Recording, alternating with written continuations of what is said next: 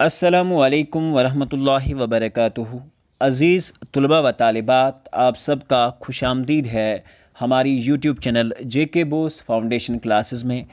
پیارے بچوں، آج ہم جماعت چھٹی اردو کا سبق نمبر 1 دعا پڑھنے جا رہے ہیں۔ پیارے بچوں، اپنا ویڈیو شروع کرنے سے پہلے آپ سے ہم ایک گزارش کرنا چاہیں گے کہ ہماری چینل کو سبسکرائب کریں اور بیل آئیکن کو پریس کریں۔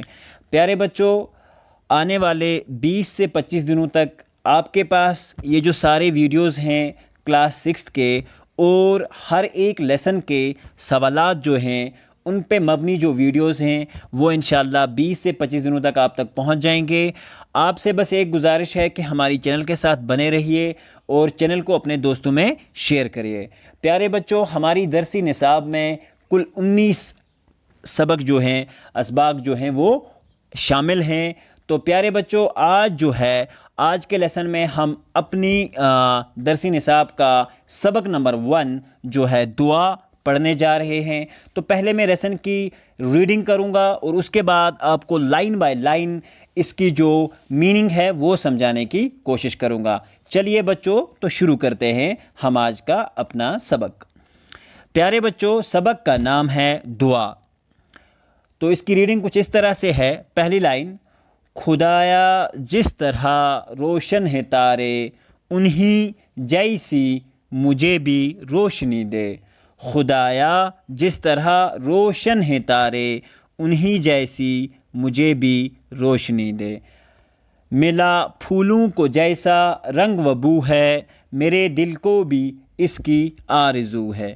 ٹھیک ہے بچوں، یہ پہلے 2 مصرے ہوتے ہیں، اشعار ہوتے ہیں۔ مہکتے پھول ہیں گلشن میں جیسے، میرے مولا مجھے ویسی مہک دے۔ عطا بلبل کی ہو شیریں بیانی، منور کر دے میری زندگانی۔ مجھے ایمان کی دولت عطا کر، خدایا عزت و رفعت عطا کر۔ ابو بکر و عمر کی سادگی دے، خیا عثمان کی زور علی دے۔ تیری ہی راہ پر یا رب چلوں میں، تیرے ہی دین کی خدمت کروں میں۔ اگر کچھ ہے تمنا بس یہی ہے، میرے جینے کا منشا بس یہی ہے۔ تو پیارے بچوں، یہاں تک ہماری جو ریڈنگ ہے وہ مکمل ہوتی ہے۔ چلیے اب ہم آپ کو لائن بائی لائن اس نظم کو سمجھانے کی کوشش کریں گے، اس دعا کو سمجھانے کی کوشش کریں گے کہ شاعر اس دعا میں جو ہے وہ کس چیز کے اوپر زور دے رہا ہے۔ ٹھیک ہے پیارے بچوں، دعا کا مطلب ہوتا ہے اللہ تبارک و تعالیٰ کے حضور میں گڑ گڑانا، ٹھیک ہے، اس کے حضور میں آرزو لے کر جانا اور اس سے اپنی مشکلوں اور مصیبتوں کا حل مانگنا۔ ٹھیک ہے بچوں، تو دعا کا کیا مطلب ہوتا ہے؟ دعا کا مطلب ہوتا ہے اپنے اللہ سے مانگنا۔ ٹھیک ہے، آئی بات سمجھ؟ تو اللہ سے مانگنے کو ہم دعا کہیں گے۔ ایکچولی ہماری اردو زبان کے اندر 2 ورڈز جو ہیں، دال واو الف وا دوا اور دال پیش 2 عین الف آ، ٹھیک ہے، ان کے 2 الگ الگ میننگ ہیں۔ دوا جو ہوتی ہے دال واو الف وا، اس کا میننگ ہوتا ہے میڈیسنز، آئی بات سمجھ؟ لیکن یہ جو دعا ہے، اس دعا کا مطلب ہوتا ہے آرزو کرنا، اللہ کے حضور مانگنا، ٹھیک ہے۔ یا اگر کوئی نان مسلم اس دعا کو دیکھ رہا ہو تو اس کے لیے بھگوان سے مانگنے کو، اپنی مشکلیں جو ہوتی ہیں، اپنی پرابلمز جو ہوتی ہیں، ان کا جو حل ہم مانگتے ہیں، تو وہ حل مانگنا اس کو ہم دعا کہیں گے۔ اللہ کے حضور دعا مانگنے کو ہم اللہ کے حضور آرزو کرنا، اپنی مشکلات کا حل مانگنا، ان ساری چیزوں کو ہم دعا کہیں گے۔ پیارے بچوں، شاعر جو ہیں اس نظم کے ذوالفقار ہیں، تو ان کی جو یہ ویو ہے دعا کا، انہوں نے کیا سمجھانے کی کوشش کری ہے، اب ہم اس کو لائن بائی لائن پڑھ کے آپ کو سمجھانے کی کوشش کریں گے۔ تو پیارے بچوں، پہلی لائن جو ہے خدایا جس طرح روشن ہیں تارے، تو پیارے بچوں شاعر جو ہیں اس لائن کے اندر فرماتے ہیں کہ خدایا جس طرح روشن ہوتا ہے چمکنا، چمک دمک، آئی بات سمجھ بچوں، چمک دمک تاروں کے اندر ہے، تو شاعر فرماتے ہیں کہ اے اللہ جس طرح کی چمک دمک تو نے تاروں کو عطا کی ہے انہی جیسی مجھے بھی روشنی دے، کہ جس طرح تاروں کے اندر تو نے روشنی بخشی ہے ان کے جیسی روشنی مجھے بھی دے۔ پیارے بچوں یہاں سمجھنے کا مقام یہ ہے، کیا تاروں جیسی روشنی اگر ہمیں مل جاتی ہے تو اس سے ہمیں کیا حاصل ہوگا؟ لیکن شاعر کا جو مطلب ہے وہ کچھ اور ہے۔ شاعر یہ کہہ رہا ہے کہ جس طرح ایک کھلے آسمان میں رونق بڑھ جاتی ہے تاروں کے ہونے سے، اس طرح ہمارے ہونے سے ہماری سوسائٹی کی رونق بڑھ جائے۔ آئی بات سمجھ پیارے بچوں، ہمیں جو روشنی ہے وہ علم کی عطا ہو، اور ہمیں جو روشنی ہے وہ اچھے کاموں کی عطا ہو، لوگوں کی خدمت کرنے کی عطا ہو، لوگوں کے اندر پیار و محبت پھیلانے کی عطا ہو۔ ہم اس طرح تارے بنیں جس طرح ہم تارے آسمان کی زینت ہوتے ہیں، ہم اپنی سوسائٹی کی زینت بنیں، اپنی کنٹری کے لیے ہم زینت بنیں۔ آئی بات سمجھ بچوں، امید رکھتے ہیں کہ آپ کو یہ چیز اور اس کا جو ایگزیکٹ میننگ ہے وہ سمجھ آ چکا ہوگا۔ تو دوسرا بند ہے اس دعا کا، ملا پھولوں کو جیسا رنگ و بو ہے میرے دل کو بھی اس کی آرزو ہے۔ تو یہاں پہ شاعر فرماتے ہیں پیارے بچوں، کہتے ہیں کہ جس طرح اللہ تو نے پھولوں کو رنگ دیا ہے، ایک اچھا سا رنگ جس کو لوگ دیکھ کر خوش ہو جاتے ہیں، بو بولا جاتا ہے پھولوں کے اندر سے آنے والی خوشبو کو۔ آئی بات سمجھ بچوں، تو شاعر فرما رہے ہیں کہ جیسا رنگ و بو تو نے پھولوں کو بخشا ہے تو ایسا ہی رنگ و بو میرے دل کو بھی بخش دے، میرے دل کو بھی اس کی آرزو ہے۔ تو پیارے بچوں اس لائن کا جو ایگزیکٹ میننگ ہے وہ تو یہی ہے، لیکن اس کے پیچھے جو حقیقی میننگ ہے جو شاعر سمجھانا چاہ رہے ہیں ہم کو، وہ کچھ یوں ہے۔ پیارے بچوں کیا آپ کو معلوم ہے کہ پھولوں کا رنگ اگر انسانوں میں آ جائے تو اس سے کیا ہوگا؟ کوئی چیز حاصل ہونے والی تو نہیں ہے، لیکن ایکچولی کیا ہے؟ سمجھ دو کہ یہ جو باغ ہے، جس طرح سے ایک باغ کی رونق ہوتی ہے پھولوں کے ساتھ، تو دنیا کی رونق ہوتی ہے دنیا میں پلنے والے لوگوں کے ساتھ۔ آئی بات سمجھ؟ جس طرح سے ایک باغ کو پھول سجاتے ہیں، کس کی وجہ سے؟ اپنے رنگ و بو کی وجہ سے۔ تو دنیا کو جو لوگ سجاتے ہیں تو ان کا کرم کرنا، ان کے کام جو ہوتے ہیں، ان کا جو سوسائٹی کے اوپر اپنا کام کرنے کا طریقہ ہوتا ہے، اس طریقے کی وجہ سے جو سوسائٹی کے اندر جو مہک، جو پھول، جو مہک اور جو طریقہ جو ان کے اندر ہوتا ہے ان کے کام کرنے کا، وہ جب سوسائٹی کے اوپر اس کا اثر پڑتا ہے تو سوسائٹی بالکل ایک باغ کی طرح پھولوں جیسی چمک دھمک اٹھتی ہے۔ آئی بات سمجھ بچوں؟ مطلب یہ ہے کہ جیسے پھولوں کے اندر رنگ و بو اللہ تعالیٰ نے پیش کیا ہے، اس طرح کی رنگ و بو ہم سوسائٹی کے اندر بھی لا سکتے ہیں اگر ہم اچھے بن کے رہیں، آپس میں جھگڑا فتنہ فساد جو ہے اس کو کم کریں۔ تو شاعر ایکچول میں یہی سمجھانے کی کوشش کر رہا ہے کہ میرے جیسا جس طرح سے پھولوں کا رنگ ہے جس کی وجہ سے باغ کی رونق بڑھتی ہے، اس طرح ہمارے ہونے کی وجہ سے ہماری سوسائٹی کی اور ہمارے لوگوں کی اور ہماری پوری دنیا کی جو ہے پریشانیاں دور ہوں اور پوری دنیا ایک خوبصورت باغ کی طرح لگے۔ پیارے بچوں اگلا جو بند ہے وہ کچھ یوں ہے، مہکتے پھول ہیں گلشن میں جیسے میرے مولا مجھے ویسی مہک دے۔ پیارے بچوں آپ کو پتہ ہے کہ گلشن یہاں پہ جو ہے، گلشن ایکچولی جو ورڈ ہے وہ باغ کے لیے استعمال ہوتا ہے، پھولوں کا باغ، ٹھیک ہے؟ تو شاعر فرماتے ہیں کہ مولا جس طرح ایک باغ کے اندر پھول مہکتے ہیں، ٹھیک ہے؟ مہکتے مطلب پھولوں کی جو خوشبو ہے، چاروں طرف ان کی خوشبو پھیلی ہوئی ہے باغوں کے اندر، میرے مولا میرے اندر بھی ایسی ہی خوشبو عطا کر۔ ایسی ہی مہک کا مطلب خوشبو ہوتا ہے، تو اس طرح کی خوشبو جو ہے وہ میرے اندر بھی عطا کر۔ تو کہنے کا کیا مطلب ہے؟ پیارے بچوں ایک باغ کی جو زینت ہوتے ہیں وہ پھول ہوتے ہیں، اسی کی وجہ سے، ان کی وجہ سے، پھولوں کی وجہ سے پورے باغ کے اندر خوبصورتی اور خوشبو اور مہک پھیلی ہوتی ہے۔ تو شاعر فرما رہے ہیں کہ میرے مولا، مجھے اندر بھی ایک پھول بننے کی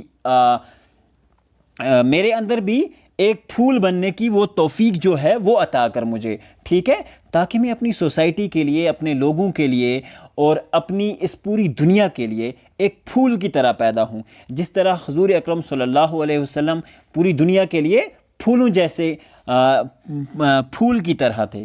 آئی بات سمجھ بچے؟ جس طرح سے انہوں نے اپنے رنگ اور اپنے پیار و محبت کا جو جلوہ ہے پوری دنیا میں پھیلایا، اس طرح شاعر بول رہا ہے کہ میرے اندر بھی اس طرح کی ایک مہک عطا کر کہ میری وجہ سے پوری دنیا کے اندر امن، شانتی، پیار، محبت پھیلا رہے۔ آئی بات سمجھ؟ یہ اس کے پیچھے جو شاعر کا موٹیو ہے سمجھنے کا وہ یہ ہے۔ تو اگلا بند اس نظم کا کچھ یوں ہوگا پیارے بچوں: عطا بلبل کی ہو شیریں بیانی، منور کر دے میری زندگانی۔ پیارے بچوں، شاعر فرما رہے ہیں کہ جس طرح سے ایک بلبل کی آواز جو ہوتی ہے وہ بہت میٹھی ہوتی ہے، شیریں بیانی کا مطلب ہوتا ہے میٹھی بیانی ہوتی ہے۔ ایک بلبل جب چہک رہی ہوتی ہے، جب بول رہی ہوتی ہے تو وہ بڑی ہی خوبصورت لگتی ہے۔ تو اس طرح سے میری زندگانی بھی، جب میں بات کروں تو میرے اندر بھی وہ بلبل جیسی بیانی عطا فرما۔ منور کرنا ہو گیا عطا کرنا، ٹھیک ہے بچوں؟ تو اس سے کیا مراد ہے شاعر کا؟ ٹھیک ہے بچوں، آئیے تو ہم اس لیسن کا، اس لائن کا ایک ایگزیکٹ میننگ سمجھنے کی کوشش کرتے ہیں۔ پیارے بچوں، شاعر فرما رہے ہیں کہ میں جب بات کروں، ٹھیک ہے، تو میرے منہ سے اتنے میٹھے الفاظ نکلیں، اتنی اچھی باتیں نکلیں کہ جس کی وجہ سے ہماری سوسائٹی کے اندر پیار و محبت پھیلے، پوری دنیا کے اندر پیار، محبت اور امن پھیلے، ٹھیک ہے۔ جس طرح سے بلبل کی آواز کی وجہ سے باغوں کی رونق بڑھ جاتی ہے، تو میرے بولنے سے، میرے بات کرنے سے امن پھیلے، میرے بات کرنے سے محبت پھیلے، میرے بات کرنے سے وہ ساری چیزیں ہوں جو ایک اچھی سوسائٹی کے اندر ہوتی ہیں۔ تو یہ شاعر کہہ رہا ہے کہ مجھے بھی وہ ہنر عطا فرما جو ایک بلبل کی شیریں بیانی میں ہوتا ہے، تو میری زندگی میں وہ ایک اس طرح کا ایک رنگ بھر دے۔ آئی بات سمجھ بچوں؟ امید کرتے ہیں آپ کو یہ سمجھ آ رہا ہوگا۔ ہم اپنی اور سے تو پوری کوشش کر رہے ہیں۔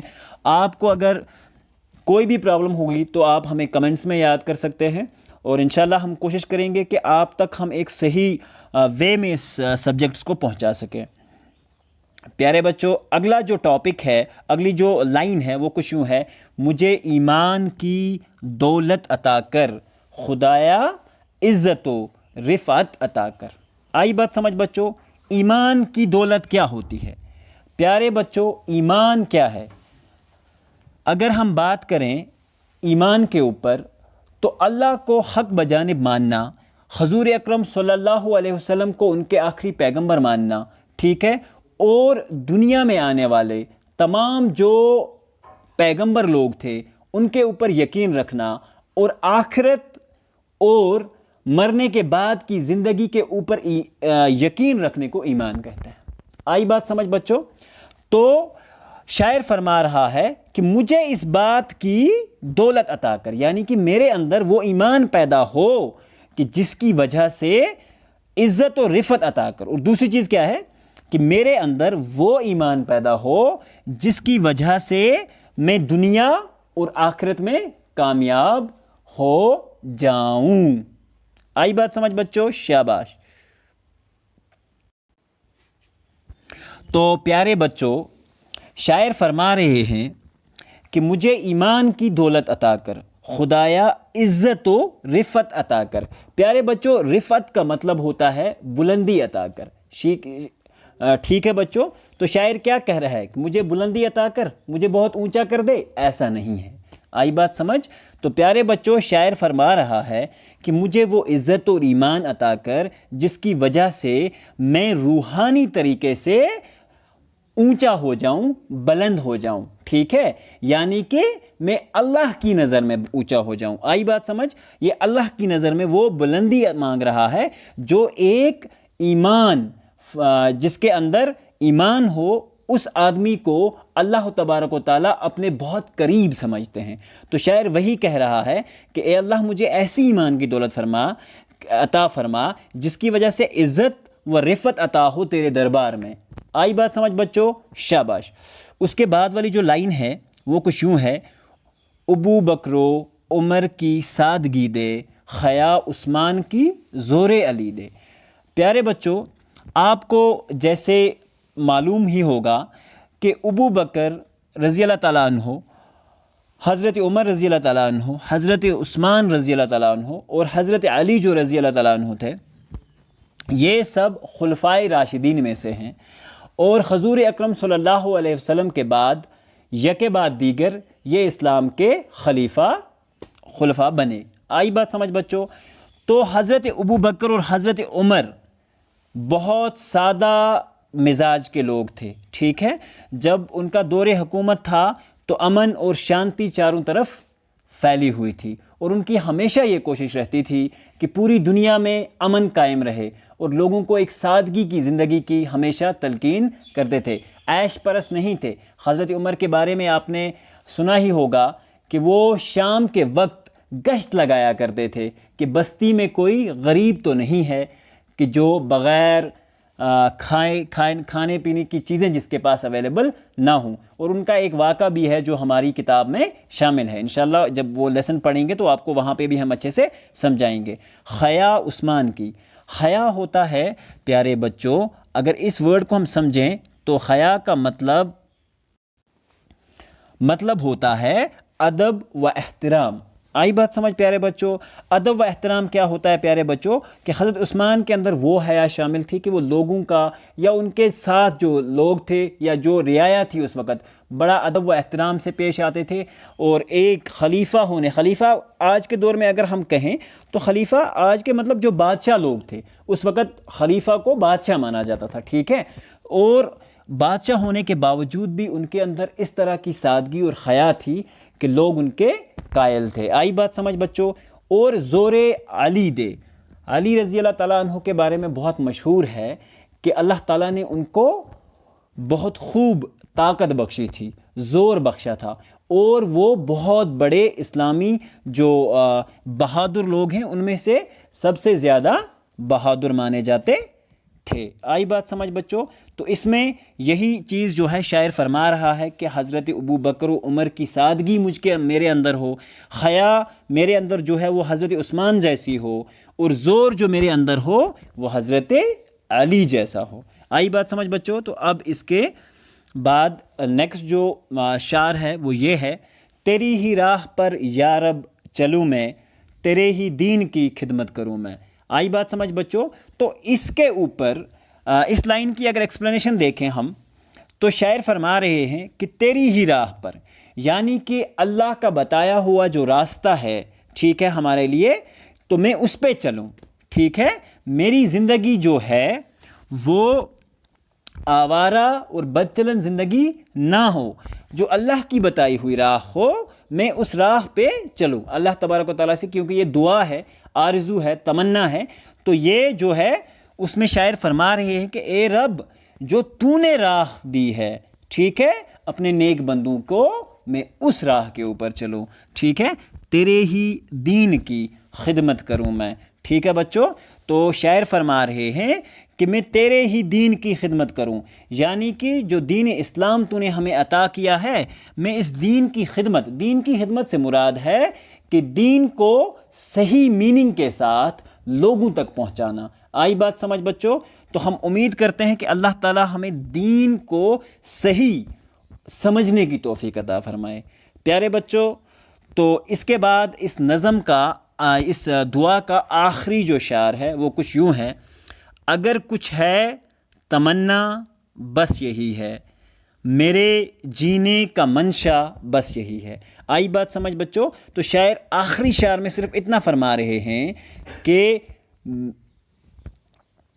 میرے زندگی کا مقصد، میری زندگی کا مقصد اور میری زندگی کی تمنا بس اتنی ہی ہے کہ جینے کا جو میرے مقصد ہے وہ صرف اتنا ہی ہے کہ میں صرف تیرے دین کی خدمت کروں۔ آئی بات سمجھ بچوں؟ تو یہاں تک ہمارا یہ لیسن ہوتا ہے مکمل۔ ذوالفقار احمد نے یہ بہت ہی خوبصورت جو دعا ہے وہ لکھی ہے۔ پیارے بچوں، اب اسی لیسن کے کچھ الفاظ میننگ ہیں وہ ہم دیکھ لیتے ہیں۔ رنگ و بو، ویسے بھی ہم لیسن میں یہ ساری چیزیں پڑھ چکے ہیں۔ پھولوں کا خوشنما رنگ، رنگ ہوتا ہے پھول کا رنگ، اور بو جو مہک ہوتی ہے اس کے اندر۔ آرزو مطلب ہوتا ہے خواہش کرنا یا تمنا کرنا۔ شیریں بیانی ہوتی ہے میٹھی بولی، یہ ہم لیسن میں اچھے سے سمجھا چکے ہیں۔ رفت کا مطلب ہوتا ہے بلندی، عطا ہونا، منور کرنا ہوتا ہے روشن کرنا، ٹھیک ہے۔ منشا کا مطلب ہوتا ہے مقصد، جو ہماری لاسٹ لائن میں آیا تھا۔ تو پیارے بچوں، یہاں ہمارا یہ لیسن نمبر 1 جو ہے کلاس 6 کا مکمل ہوتا ہے۔ امید کرتے ہیں کہ آج کا جو ویڈیو ہے آپ کو بہت اچھے سے پسند آیا ہوگا۔ تو پیارے بچوں، بنے رہیے چینل کے ساتھ، ملتے ہیں اگلے ویڈیو میں، اور جس میں ہم اس کے درسی سوالات، اسی لیسن کے جو درسی سوالات کریں گے، اور آنے والے دنوں میں آپ کو آپ کی جو نصابی کتاب ہے اس کے باقی جو لیسنز ہیں وہ بھی لگاتار ملتے رہیں گے۔ اور انشاءاللہ رحمان ہماری کوشش رہتی ہے کہ ہم بہت آسان طریقے سے آپ تک پہنچ سکیں، اور آپ کو بہت ہی ایک پراپر وے میں چیزوں کو سمجھا سکیں۔ تو پیارے بچوں، لیتے ہیں آپ سے وداع اور ملتے ہیں ایک نئے ویڈیو میں۔ جب تک کے لیے اللہ حافظ و